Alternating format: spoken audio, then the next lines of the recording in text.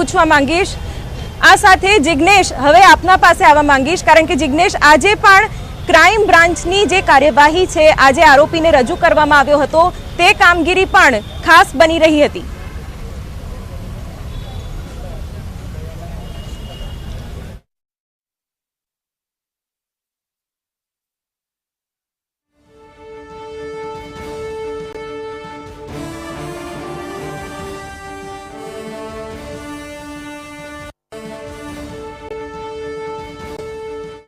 કે જેમાં આરોપીઓને કોર્ટની બહાર લાવવામાં આવ્યા હતા, તે ઘટનાક્રમ પણ આજનો ખાસ રહ્યો હતો અને આજે આરોપીને રજૂ કરવામાં આવ્યો હતો અને કોર્ટમાં પણ આજે જે દલીલો થઈ છે તે પણ ખાસ રહી।